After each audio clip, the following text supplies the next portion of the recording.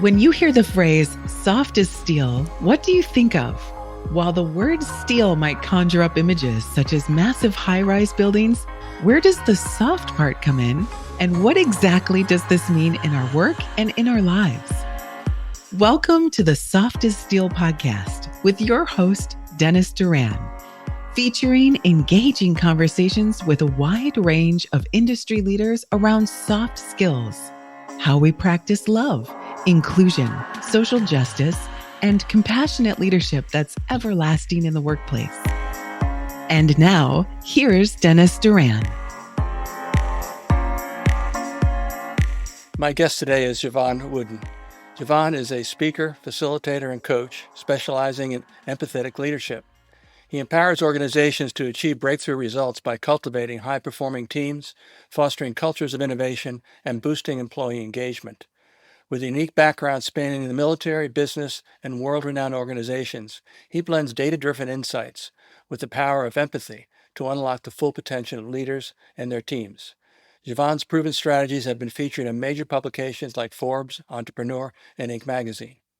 His own journey from overcoming adversity to earning a Bronze Star for heroic leadership adds a depth of understanding and authenticity to his message. He has a passion for helping others succeed and inspires audiences to embrace their own potential for greatness. As the CEO of Brightmind Consulting Group, he offers dynamic keynotes, transformative workshops, and individualized coaching programs. He is committed to working alongside leaders to build thriving workplaces that drive sustainable business growth. Oh, I almost forgot. Javon hosts a weekly podcast entitled Design Your Life and Business. His guests bring a wide range of experiences and expertise to the podcast. I've dipped in a bit and recommend this podcast. So there's a little promo for your podcast there, pal. Hey, I'll take and it. Also, yeah. So welcome to the Soft as Steel podcast. Yeah, I want to know who this guy is. I mean, this guy is incredible. Can I just have you introduce me all the time, Dennis? Because that you really bring it, man. Well, again, there's some things I'm good at, but it is you. And there's, again, so this is me jumping in. And wasn't quite sure how we'd get into our conversation. But as I just had the opportunity to read your introduction again, we have a number of ways in which we connect. Obviously, one of the things that I talk about a lot and is important, obviously, to organizations of all types are their leaders and the role of leadership, not just at the top of organizations, but throughout organizations. So we have a common interest in that, as we should, because at the end of the day, businesses survive and succeed on the backs of good leaders. They don't have good leaders, they're not going to be successful. And I'm sure that's been your experience. I also notice, that you talk about empathy. You talk about the empathetic leadership. I want you to say a few words about that. Empathy, obviously, is a soft skill, a quality of a person, and you talk about it a lot. It's an important feature in a number of the things that you do. So again, I want to hear more about what your thoughts are with regards to leadership with the term empathy associated with it. And again, you're also engaged in doing workshops and coaching, working alongside people, helping others succeed. So I mean, just the way you put forth who you are, you really do speak a lot about people's qualities. So you really are, as I am, I'm talking to the people in industry. You talk to the people in organizations. So I think that we have different outlets for how we do things, but I'm anxious to hear a number of the things that you're going to share in the next 30 or so minutes. So let's start with that. With your, it's really almost like it's a bit of a brand kind of an issue with you. This notion of empathetic leadership. Talk about that. Yeah, absolutely. I believe, the term empathy, it's also often looked at as weakness, right? It's also often equated to that. And I always challenge that. I always let people know that that's actually a foundational skill, right? It's something that you can learn, but it's also something that is necessary. So I venture to say that it's like learning language. If you don't learn empathy, you're going to really struggle with getting people to follow you. Right. John Maxwell talks a lot about influence. I believe the empathetic leaders are the key. They're those level 5 leaders that we heard about in Good to Great from Jim Collins. So when I talk about empathetic leadership, it's combining the two qualities. So you have empathy, which is being able to treat people how they want to be treated, being able to actively listen to people, being able to understand and have foresight enough to say, you know what, this person is going to need these resources to perform at a high level. This person may need some support, may need certain benefits, etc., right, to get the job done. And an empathetic culture really fosters that innovation, and it fosters this employee engagement that we hear so much about, how it's only 77%, right, disengaged employees right now. So that leaves 33% are really disengaged, right, or only are Hmm. engaged, right? So Hmm. we work to really create this cohesive, inclusive culture through their leaders, because it starts at the top. You have to have buy-in, but you also have to lead from the front, as we say in the military. If you are Hmm. not representing the culture you want to be thriving in and having your workplace, it's going to be tough sledding. Hmm. What would you say are empathy obviously is vital and foundational. What are some of the other qualities that you would ascribe to great leaders? Yep, then they all fall under empathy, right? So a great leader knows how to listen. A lot of leaders think they need to have all the answers. That's not true, right? The best leaders can listen and really synthesize the information that they are given, and then find out what is best, right? They may not have the best idea, so that's why you have a team, right? That's why you have Hmm. people that work for you, because they're the experts in whatever it is, and you have to trust that, right? The great leaders are trusting, but they also know when they need to step in, right? They're able to just feel, they have a feel, right? They have that Hmm. moment to say, you know what, all right, this is it. This is the way we're going to go, and people are going to follow that. So a leader is really all encompassing, and they're also very patient, right? They're very patient. They're not just going to jump on that first thing. They're not living driven by impulses. They're not just going to say, you know what, we need to get this product out right now. I really don't care how it looks. Right? They're going to say, this is what matters. This is our minimum viable product. Let's make sure that we train to standard, and our standard needs to be excellence. Right? Excellence would not be exception to the rule. But they're very focused, right? They have a mission driven purpose, and the purpose is never money, right? Although that is what businesses need and thrive on, the purpose is first people. And I hear that a lot, but a lot of organizations do not do that. They don't Hmm. understand that the lifeline needs to be taken care of to drive the bottom line. Great leaders understand this.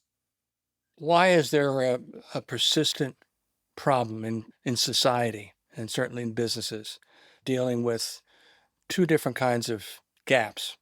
One is related to gender, and the other is related to generations. What are you seeing as far as how each of those are impacting how businesses operate, how people are coming into the beginnings of careers, and how they make decisions to stay with organizations that they initially join? Yeah, that's a great question, Dennis. I mean, change is hard for a lot of folks, right? When you're stuck in your ways, so to speak, especially as a leader who's been there 20, 30 years, right? Things have worked that way for a long, long time. New ideas come and challenge that whole paradigm that you're used to.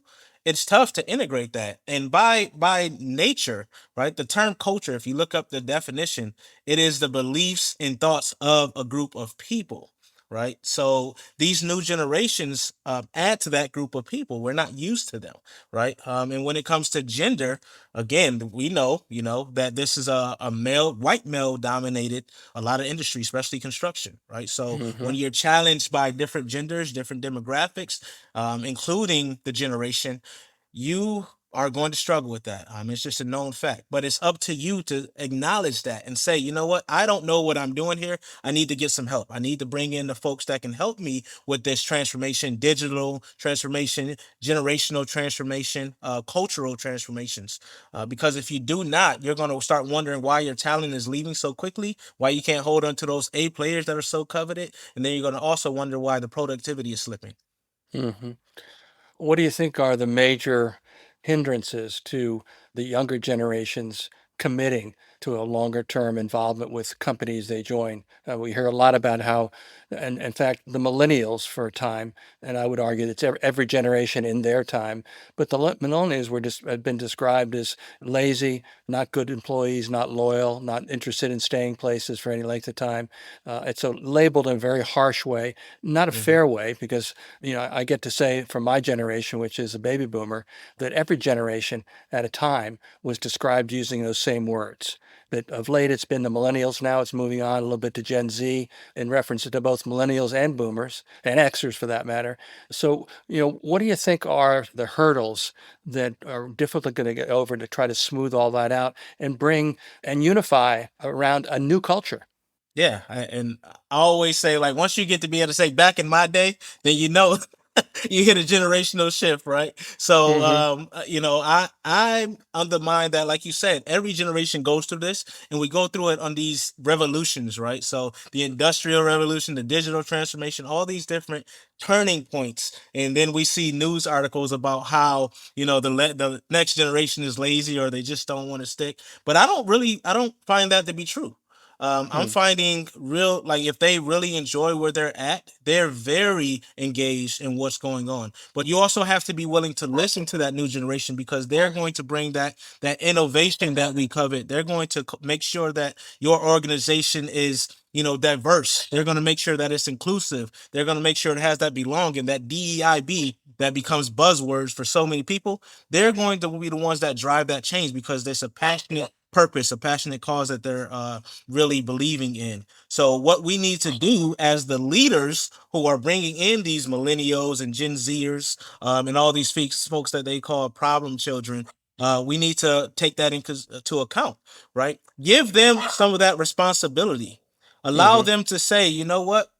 I'm stepping in here. I have a fresh vision. Allow them to look around and say, I think we need to do X thing. And here's how, right? And if you get them involved, they're not going to just bounce away. They're going to Yeah. say, all right, they really are listening to me. They really understand. You were talking about some of the dynamic of communication with different generations is really how I was listening to that. And one of the thoughts that comes to mind is that very simple idea that younger generations, they want to understand things. They don't want to just be told to do things. So there's a three-letter word in the vocabulary which they throw around quite a bit that my generation doesn't particularly care to deal with. And the three-letter word is why. Why do we do that? Why haven't we changed this? Why haven't we looked at that? And again, as you get older, you get comfortable, you get stubborn as well. And so I'm going to take a harsh view of my own generation, because we continue, even though there are fewer and fewer of us every day, we continue to be a hindrance to the evolution of society in some pretty profound ways. I don't talk about politics, but I do talk about old people in important positions. We're facing, some tremendous challenges, and the oldest generation that's got any real numbers in the active workforce, which is my generation, we're the ones that are slowing social progress. We're the ones that are setting a tone, which is a deaf tone, to change in terms of people's wants and people's needs. How do you advise your clients to deal where they have still an individual or individuals with a solid hold on control of an organization, and trying to deal with trying to move forward? What are your thoughts? Yeah, that's an interesting perspective, Dennis. You don't hear a lot of folks say it's quite. I love that candor of yours. So I really believe that the why is important, but also the how. They want to be involved in the how. So again, if you give them that responsibility, you say, you know what, this is what we need, and let them run with that and include them in those responsibilities. Anyone's going to feel like they're valued, right? If they're actually being heard and you're giving them the responsibilities, you're letting them run with some autonomy and come up with their ideas, they're going to feel involved. But again, those leaders who've been in those positions for a long time, who are used to things running how they ran, they have to be receptive to all of that stuff. Don't just give someone a project just to keep them busy for a minute and then you say, oh, we're going to scrap that. We're going to do this way anyway, because then you lose the trust. Right. And then everyone's going to be like, why should I do any of this work when we're just going to go with their idea anyway? Right. So you really Hmm. have to take those ideas into account and really implement the best solution. Again, leaders don't need to have the answers for everything, because oftentimes we're very good at specific things, right? That doesn't mean we're good at the technical thing, right? We have to know our strengths, and then we have to have people who really complement and supplement what we do very well, Hmm. right? So that's why there's a leadership team. Is not typically just one person, right? So we have Hmm. to take advantage of having these team members who are very skilled in their areas, right? Their respective areas. And, don't just look at someone's age and say you don't know anything, or don't look at someone's gender and say, hey, you don't have certain experiences, because you don't know. Find out, take some time to really identify people's strengths, find out what values they bring, what experiences they've had, right? We don't take enough time to do that as leaders. We always say we're too busy to get to know our folks. Well, I'd venture to say, if you do know your folks, then you'll know that you can job rotate, right? Some people, even though they have the title of a specific thing, they may actually be better at something else in another role, right? So you can leverage those strengths on projects, and get things done a lot faster and more effectively if you do take your time to listen and really get involved and engage with your people. Yeah. I talk about inclusion and social justice as elements of interest for leaders to focus on. DEI is big in conversation over the last several years. Depending on where you go, again, our country is a very diverse place. I mean, you can go to one city versus another, and they may have an entirely different view of the meaning, purpose, and value of DEI strategies and learning about DEI. Other places you go and they embrace it enthusiastically. I chose to grab the inclusion piece and then something different called social justice, which when I talk to people about that, what I'm trying to help us focus on is that inclusion means everybody ought to be in the game. That's Hmm. in a very simple sense. It acknowledges that people are different. It acknowledges that there's a lack of equity. It acknowledges those things, but inclusion is really the sustaining goal and vision. In addition to that, when I talk about social justice, I'm also talking about things like wellness, mental health, addiction, suicide, discrimination, of course. I've thought about social justice very actively and decided to continue to have that in my framework as a result of the George Floyd incident, which when you say this person's name out loud, when you say his name, it still makes you twitch because it was such a Absolutely. horrible, horrible day in this country's history. But it's what our reality is. Our reality is that we don't treat each other equally. We don't do a good job of acknowledging that the best way to start in being a human is to treat other people with respect and expect the same in return. If they don't behave in that manner, then you make decisions about what you want to do. But when I was thinking about the importance of soft skills, which is where all this stuff is under that umbrella, when I was thinking about it, and we decided on what the title for the book was. And again, I'll share this with you quickly as a story. The title of the book was Soft as Steel because soft is to relationships. Soft skills are to relationships what steel is to relationships in business. The soft skills, are your qualities that help you build relationships. The steel and soft as steel is what is necessary to build structures and places that will last for a long time. That's the analogy that I was trying to draw out with the title Soft as Steel. And then the last song, which I think we may have said it already, that is that they're really difficult. It's really difficult to take a look at yourself because that's what's required. If you want to try to get a handle on what your qualities are, you can't rely solely on somebody else telling you what they are. You can include that, and I'm sure as you work with your clients, you do things like 360s and other kinds Hmm. of assessments to gather information, or I like to call them facts about an individual. But again, holding a mirror in front of you is a very, very difficult thing to do for many people, and so some just don't do it for long periods, if not their entire lives. I never really held a mirror up in a way that began to have an impact on me dramatically until I was 50 years old. So that's just 20 years ago. So I've had a good 20-year run knowing more about myself in an acknowledged, actual way and being able to do something with that because that's what the soft skills are all about. We can also talk about emotional intelligence. Now we're talking about artificial intelligence. I want to talk about that for a couple minutes.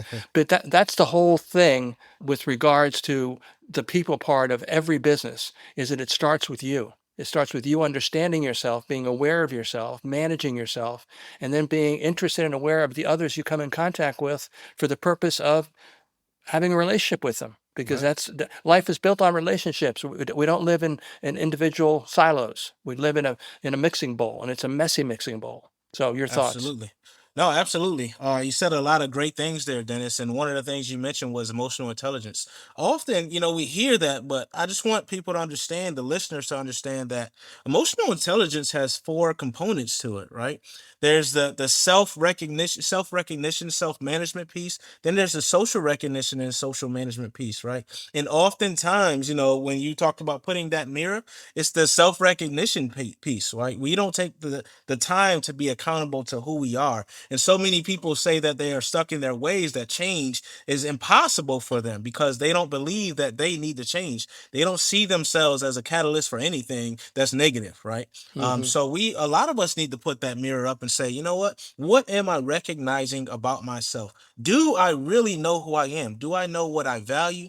Do I know what I stand for? What are my non-negotiables? What are my pet peeves? Right? What are the types of folks that cause me to adjust into people? Someone that's not necessarily who I want to be. Like, there's a lot to being a human, right? It is a complex thing, and I think that I recommend that everyone does some type of emotional intelligence quotient assessment, right? Hmm. Because that gives you insights into your tendencies. It's not a prescriptive thing to say this is who you are. It's more of these are your behavioral tendencies and patterns. Hmm. And once you recognize patterns, just like you talked about the social justice initiatives, once you recognize what the patterns are for you, then you can be a better catalyst for change in your organizations and in society. You Hmm. mentioned the George Floyd piece, right? That has been the black community's reality for forever, right? Hmm. So when I heard some CEOs get on and say they didn't know those things was happening, that's something that should change, right? You should Hmm. definitely be aware of what's happening in the communities that your decisions are impacting, right? Hmm. So as a leader, I feel like that should be a part of your responsibility. The decisions you make, how is it impacting, those communities? We hear a lot about CSR and ESG and all these other terms, right? That's what it's talking about. And I feel like if we're not really understanding how the communities and how our people that work for us day in and day out and how all of these things are impacted on a domino effect scale by our decisions, then we're doing a disservice, right? So we have to make sure we're not making these decisions in a vacuum. Yeah. Yeah, it reminds me, one of the things that I like to say is, because it acknowledges that everybody's got to, in business, in commerce, or even in charitable organizations, any place where people are together to accomplish some overall purpose, a business. Everybody's got a job. Mm-hmm. They're engaged or hired to do a job. It's got a title, maybe a description. They know what their duties are, et cetera, et cetera. That's all. That's the easy part. I'm an accountant, so that's my job. I do accounting things.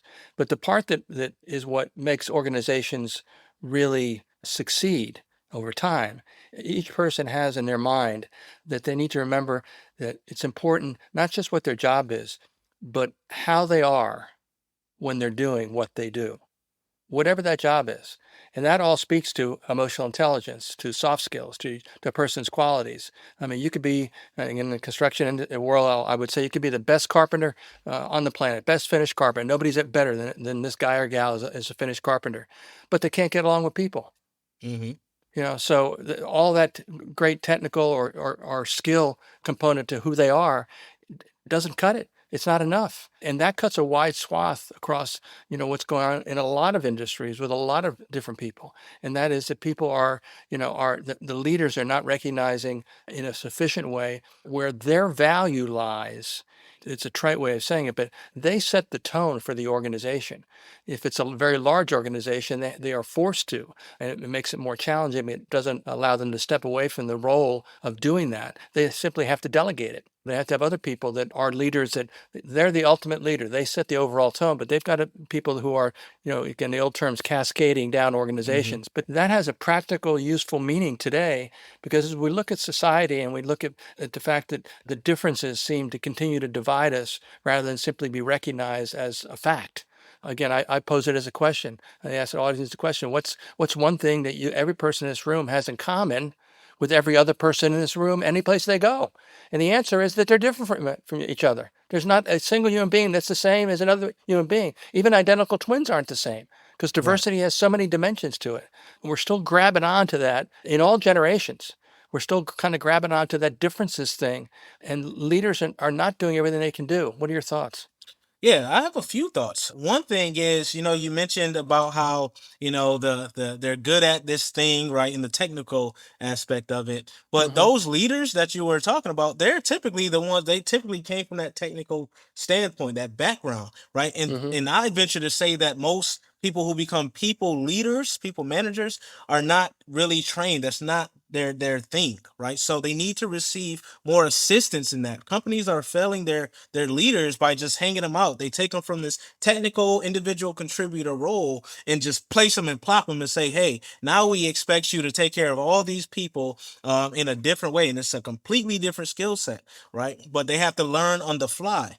That's Mm-hmm. a tough thing to do, right? That is a very tough thing to do because the only thing they have to filter that roll through is their experiences. I Mm-hmm. would do it this way. So it's hard for them to take that step back and delegate and just leave people alone and let them run with that autonomy I mentioned before, because they're Mm-hmm. like, oh, this person is performing it their way and it's not the way I would do it. So it's wrong, right? So Yeah. what we need to do is allow, like, really get that leader some excellent training and support so they don't feel like they feel like they can ask those questions. They feel like they have maybe a mentor that they can ask questions about how to be an effective leader, the right courses, a coach, right? Instead of just leaving them to figure it out on their own, because that is a very, very important position, especially Yeah. those middle managers, right? Mm-hmm. Those middle managers really get no love, right? So because they're in between both, and they're really that glue between the leadership, the top brass, and the people who are doing the work, or the grunts as we call them in the military, right? So Right. we Right. really have to start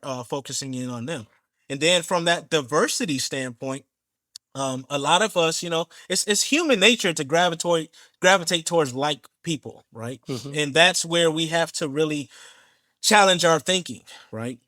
Go talk to the person who seems like they have a completely different background, whatever that is, right, than you, right? Go learn Mm-hmm. something from them and about them.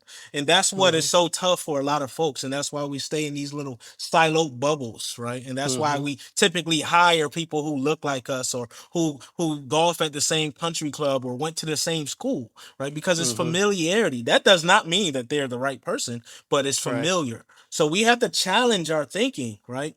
You mentioned AI earlier on that you want to talk about that. There are Mm-hmm. some software now that a few organizations are working on leveraging AI to kind of remove some of those hiring biases and recognition biases that take place within organizations. So they'll look at like projects that were worked on, right? Look at the statistics of that project. What has this person done versus this person? We may have been looking at John because we know him, we see his face every day, we think he's doing an amazing thing, when in all actuality, he's been in that same place for 5 years just talking to people, and he never gets his work done. Whereas this quiet, introverted person has been crushing it. We never seen them in our lives because they don't come out of their office, or they never say anything in a meeting, but they're the ones that's actually driving John's work, right? So we have to look at things like that to help augment our decision making, so we can ensure that we're doing those inclusive cultural exercises, right, before we go ahead and make that game changing decision.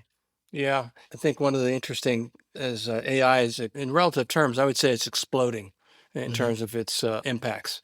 And so I look at that and I say now, so we had EQ, rather, we had IQ, intelligence, we had that. Although it's been studied for since the 1930s, we got this thing called emotional intelligence, or EQ. And now we got this other thing going on called AI. And how Hmm. does AI play with EQ and IQ? And what you've just described is it can have a very beneficial impact on gaining understanding about patterns of behavior and tendencies and those kinds of things. Very, very valuable. What it won't do, ever, in my view, it will never replace emotional intelligence. Right. It will never Right. replace the abilities of a human being to have feelings. It's never going to go there, but it can potentially affect how people view the combination of their basic capabilities and their ability to build relationships.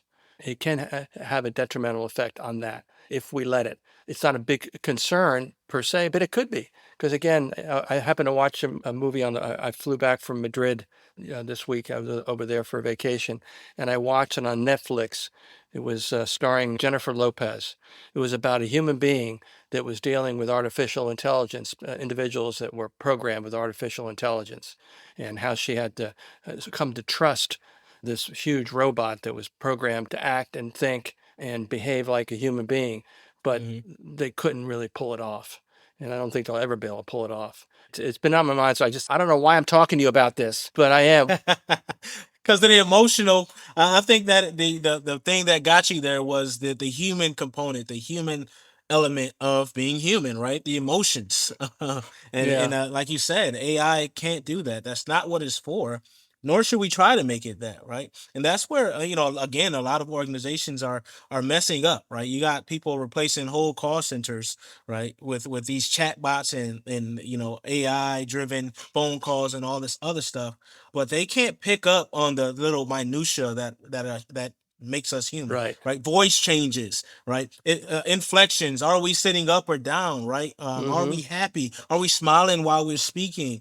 All these different things, the language, the nuances to language, right? Slang. Oh, it's too much, right? It's too much, and to be able to try to program that, it's not going to be successful. There have been organizations that have cut their people and then had to rehire, right? Because Mm-hmm. the chat robot answered just completely wrong. We've seen, Microsoft, this is public knowledge, right? They had an issue with their chatbot before where it was giving like hateful speech, hateful rhetoric. And they're like, Mm-hmm. what the heck is this thing saying on the tweets? Right. So those are things that just happen. Like, do not try to replace a human with that, right? Use it for Right. augmenting the intelligence to help make them faster and better at their job. But to replace a human, most stuff, it's not going to happen. Yeah. Technical things, yes, cool. If we need a robot at a packing station, it can go ahead and pull and do all these other things. Like, we see that every day.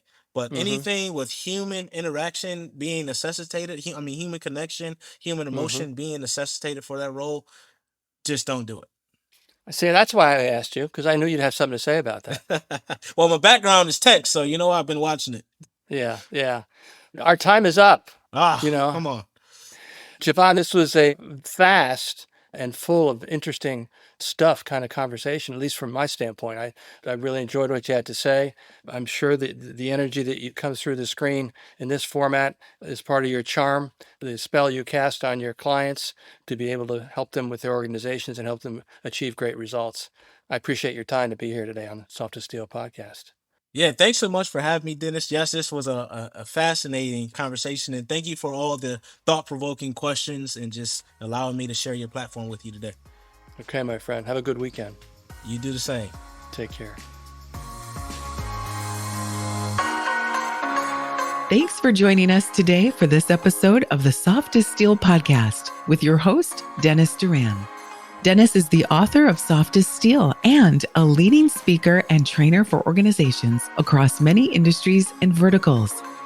To learn more about the work Dennis is doing to activate soft skills in the workplace, contact him at DennisDuranSpeaking.com.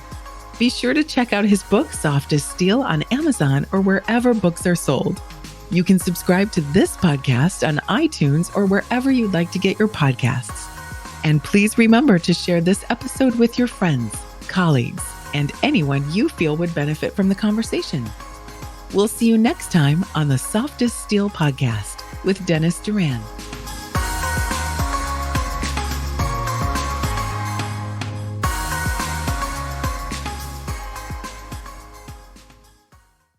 Produced by Audavita Studios. Connect your voice to the world.